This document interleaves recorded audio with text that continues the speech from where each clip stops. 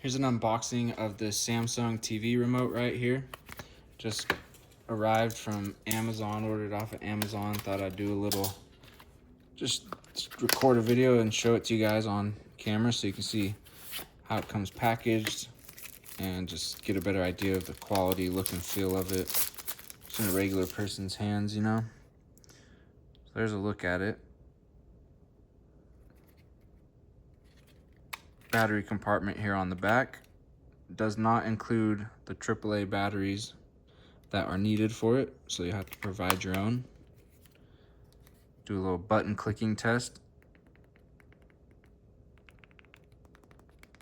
Actually feels like really nice. They're nice buttons, nice little clicky sounds to go with it. Solid. Happy with this. Should we check out the other one and make sure it's up to quality? Looks just as good as the other one.